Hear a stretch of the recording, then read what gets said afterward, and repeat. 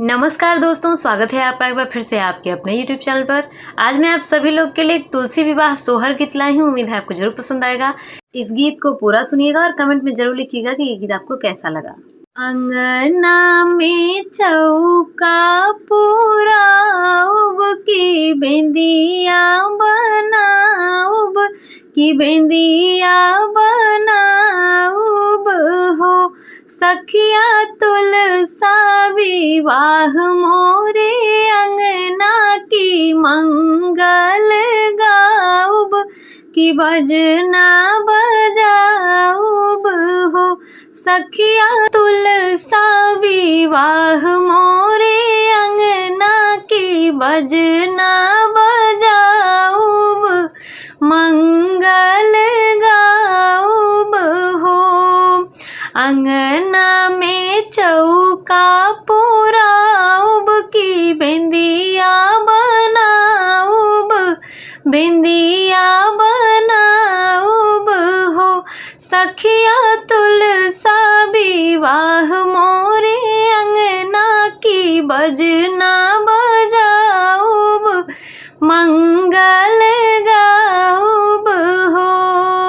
लाल लाल चुनरी ओढ़ाउब त चूड़ी पहिनाउब चूड़ी पहिनाउब हो, सखिया लाल महावर लगाउब की तुलसा सजाउब तुलसा सजाउब हो, सखिया लाल महावर लगाउब तुलसा सजाउब तुलसा सजाउब हो।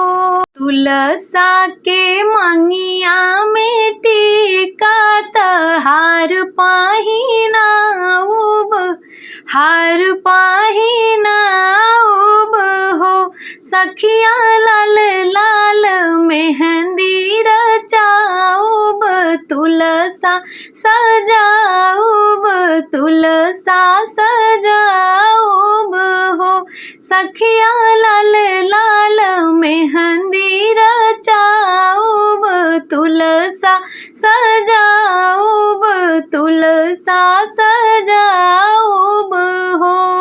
दुआरे पे बाजेला बधैया की दुल्हा शालीग्राम बने दुल्हा शालीग्राम बने हो, सखिया मौरा सजाए शालीग्राम जे तुलसा बियाहन आए तुलसा बियाहन आए हो, सखिया मौरा सजाए शालीग्राम जे तुलसा बियाहन आए तुलसा बियाहन आए हो।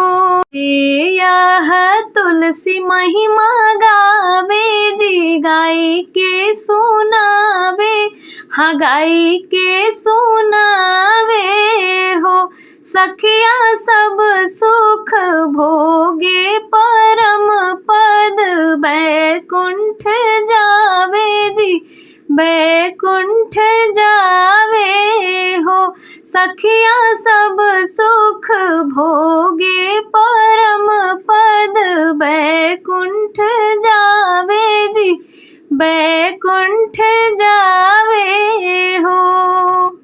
उम्मीद है यह तुलसा सोहर गीत आपको जरूर पसंद आया होगा। अगर आपको ये गीत जरा भी पसंद आया हो तो कमेंट में जरूर लिखिएगा। चैनल पर नए हैं तो हमारे चैनल को सब्सक्राइब कर लीजिए। गाने को लाइक और शेयर करिएगा। धन्यवाद।